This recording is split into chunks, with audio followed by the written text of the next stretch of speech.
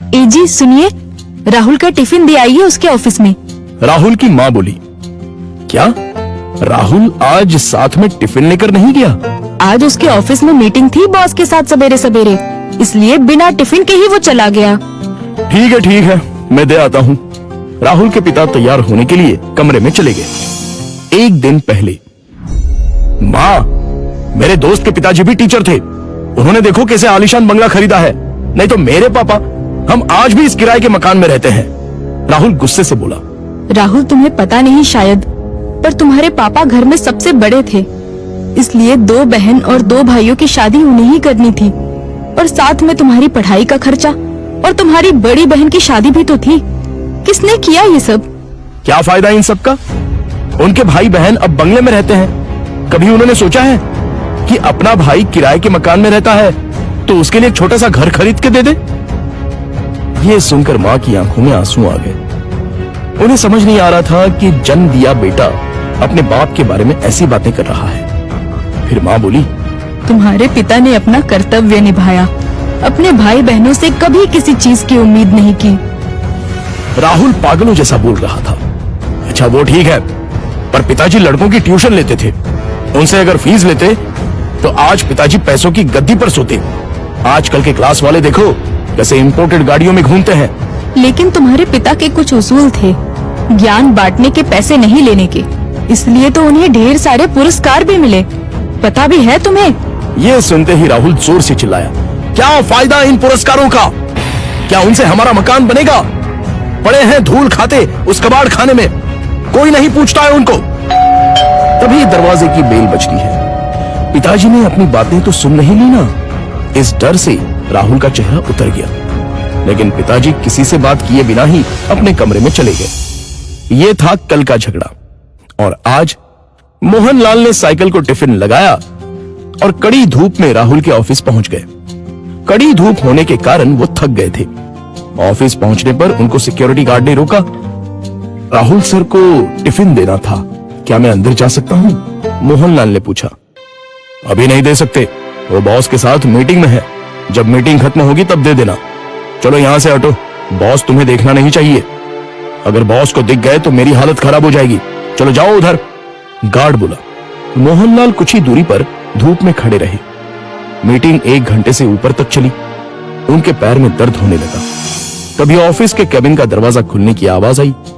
Boss के पीछे पीछे राहुल भी आया। धूप में खड़े हुए पिताजी को देखकर वो मचलाया।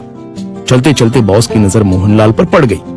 गाड़ी में बैठने की बजाय वो वहीं खड़े रहे। वो सामने धूप में कौन खड़ा है? उन्होंने गार्ड से पूछा। अपने राहुल साहब के पिता हैं, टिफिन देने आए थे, गार्ड डरते हुए बोला। बुलाओ उन्हें। राहुल घबरा गया, उसके पसीने छूट गए। उसे अपने पिता पर बहुत गुस्सा आया। गार्ड के बुलावे पर मोहनलाल अंदर आए।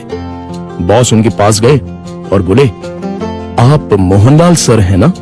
सरकारी स्कूल में आप ही टीचर थे ना? हाँ, पर आप कैसे पहचानते हैं मुझे? कुछ समझने से पहले ही बॉस ने मोहनलाल के पैर छुए। राहुल और सब लोग ये देखकर हक्का बक्का रह गए। सर, मैं विजय, आपका स्टूडेंट था। आप मुझे पढ़ाने के लिए घर आते थे। हाँ, याद आया। बाप रे, तुम तो बहुत ही बड़े हो गए हो। विजय मुस्कुराया और बोला, सर आप यहाँ धूप में क्या कर रहे हैं? चलिए अंदर बैठते हैं, बहुत सारी बातें करनी है आपसे। सिक्योरिटी, तुमने इन्हें अंदर क्यों नहीं बिठाया? सिक्योरिटी ने शर्म के मारे गर्दन नीचे कर दी और बोला, सॉरी सर, गलती हो गई। इस पर मोहनलाल बोले, इसमें इसकी कोई गलती नहीं है, आपको डिस्टर्ब ना हो इसलिए मैं ही बाहर खड़ा हुआ था। ओके। विजय ने मोहनलाल का हाथ थामा और उनको अपने केबिन ले गया। बैठिए सर, अपने कुर्सी की तरफ उंगली करते हुए विजय बोला। नहीं, ये कुर्सी तो तुम्हारी है। मोहनलाल हिचकिचाहट से बोले, सर आपकी वजह से ही तो ये कुर्सी मुझे मिली है, इसलिए इस पर सबसे पहले आपका हक बनता है। विजय ने जबरदस्ती मोहनलाल को अपनी कुर्सी पर बिठाया। शायद आपको पता नहीं, लेकिन अगर सर नहीं होते तो आज ये कंपनी नहीं होती और मैं अपने पिता के साथ उनकी दुकान में बैठा रहता। विजय ने अपने साथियों से कहा। राहुल और मैनेजर आश्चर्य से देखते ही रह गए। स्कूल के टाइम मैं एक एवरेज स्टूडेंट था, मुझे पढ़ाई में दिलचस्पी नहीं थी। मार्क्स कमा रहे थे, इसलिए मेरी माँ मुझे सर के पास उनके घर ले गई और ट्यूशन लेने के लिए कहा।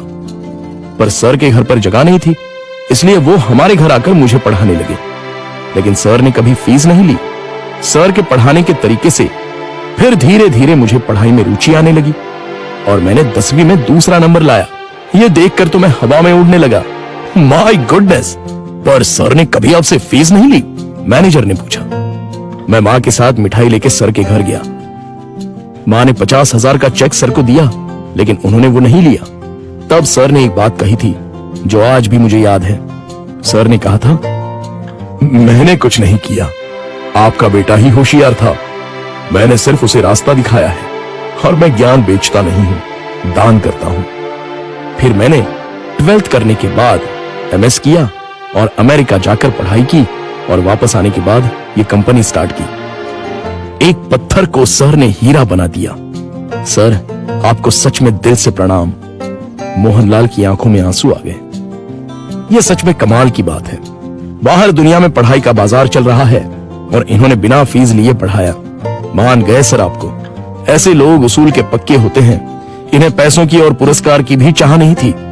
इन्हें तो बस अपने स्टूडेंट का भला हो, यही दिन रात सोचते थे। सही कहा सर आपने। ऐसे लोग तो दुनिया में बहुत ही कम होते हैं। सर, क्या आज आप उसी किराए के मकान में रह रहे हो? मोहनलाल की जगह राहुल ने ही जवाब दिया। हाँ सर, उसी किराए के मकान में रहते हैं। आज मैं अपने सर को गुरु दक्षिणा दूंगा। इस शहर में मेरे कुछ फ्लैट्स हैं, उसमें से एक फ्लैट मैं आपके नाम कर रहा हूं। विजय ने कहा। क्या? मोहनलाल और राहुल एक ही साथ बोले। इतनी बड़ी गुरु दक्षिणा मुझे नहीं चाहिए। मोहनलाल बोले, सर प्लीज ना मत कहिए। काम के चक्कर में मैं अपनी गुरु दक्षिणा देना भूल गया था। बहुत बहुत शुक्रिया सर। शुक्रिया मुझे नहीं, अपने पिता को कहो और मुझसे एक वादा करो कि तुम अपने पिता के अंतिम सांस तक उनके साथ रहोगे। हाँ सर, मैं वादा करता हूं। राहुल इमोशनल हो गया और उसकी आंखों से आंसू आ गए। तो दोस्तों, आपसे गुजारिश है कि कभी भी अपने पिता से ये मत पूछिए कि उन्होंने आपके लिए क्या किया और क्या कमाया है। जो कुछ कमाना है वो अपने दम पे कमाओ। उन्होंने हमें जो पढ़ाई और संस्कार दिए हैं वही आपको कमाने में मदद करेंगे। धन्यवाद।